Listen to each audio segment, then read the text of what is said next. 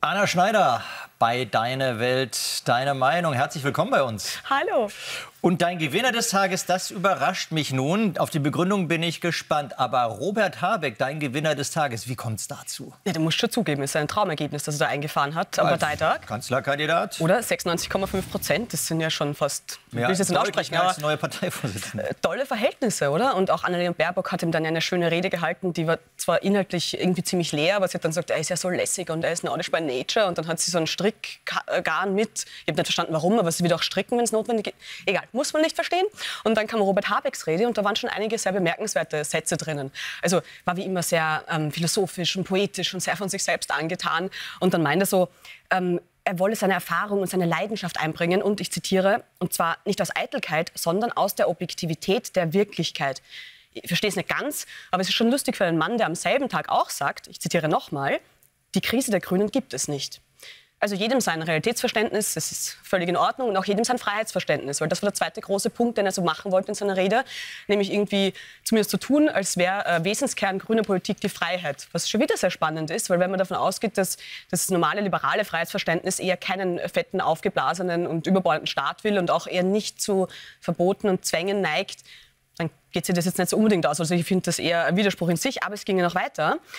Habeck sagte außerdem, die Partei kämpfe für Freiheit im rechtsstaatlichen Sinne. Klingt auch schon wieder ganz toll. Ich glaube, das gilt halt nur so lange, bis man Robert Habeck einen Schwachkopf nennt, weil wir wissen ja auch seit letzter Woche, dann muss man vielleicht mit einer Hausdurchsuchung rechnen. Immerhin hat er ganz frei gesprochen. Total. Reden kann er fantastisch, aber ich finde das sehr spannend. Die Grünen als liberale Partei, das finde ich immer wieder ein Rätsel. Also, du regst dich schon so ein bisschen auf, aber jetzt kommen wir erst zum eigentlichen Aufreger des Tages. Ja. Er betrifft die Recherchen der Zeit zum FDP-Treffen in Potsdam. Christian Lindner hat ja am Wochenende nur trocken reagiert. Wo ist die Nachricht? Und das fragst du dich auch. Ja, alles Böse kommt aus Potsdam, irgendwie so scheint's, oder? Wir erinnern uns an die letzte große Recherche, von der nicht so viel übrig blieb, also von vermeintlichen Deportationsplänen. Und jetzt ist schon wieder was in Potsdam passiert, nämlich wieder in einer Villa. Da haben ja offensichtlich die FDP-Spitzen den Ampelaustritt nicht nur geplant, sondern auch vorangetrieben. Und ich habe das so gelesen und mir gedacht, ja, Politiker tun Politiker Dinge. Ich verstehe jetzt den Skandal daran wirklich nicht. Und trotzdem war die Aufregung groß, vor allem bei Linken und Grünen und Roten natürlich. Und dann finde ich es halt immer spannend, oder? Wenn so Menschen wie Lars Klingbeil sich irgendwie Sorgen um die politische Kultur machen und er selbst ist sich aber nicht zu schade, Alice Weidel als Nazi zu bezeichnen oder Merz und Söder mit Trump zu vergleichen. Also ich glaube, da könnte man vor der eigenen Türe kehren. Aber es ist halt wirklich, wie so oft, irgendwie sehr eher linke Medien machen etwas zum Skandal, das keiner ist, weil sie offensichtlich noch immer nicht verwunden haben, dass Christian Lindner nicht Robert Habeck ist.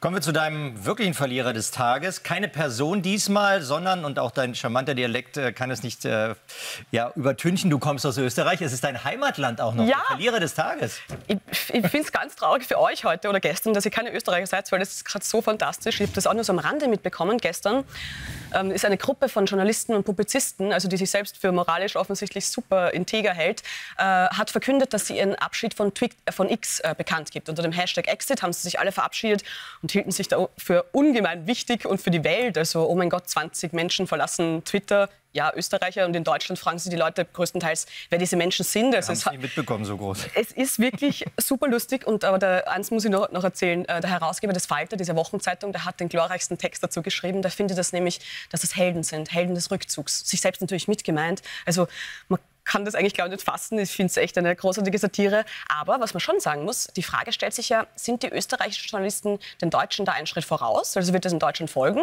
Oder sind sie eher einen Schritt hinten nach? Weil in Deutschland passiert das Gegenteil. Robert Habeck ist wieder da, die SPD ist wieder da.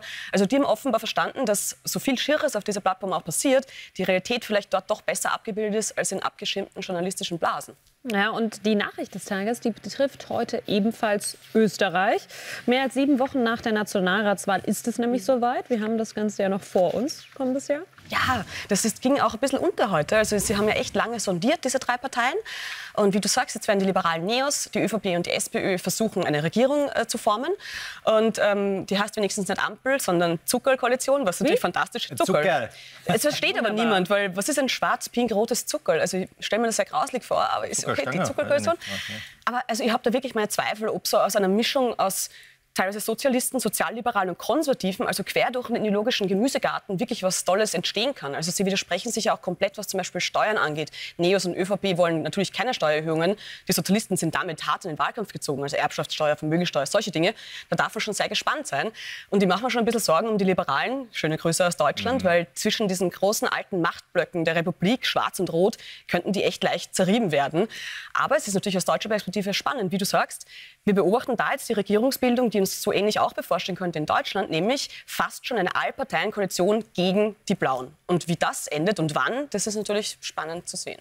Ja, da gelangt die Demokratie wirklich an seine Grenzen. Ja. Und wir bedanken uns ganz herzlich dafür, dass du da warst heute. Sehr gern. Meine Welt, meine Meinung. Bis nächste Woche.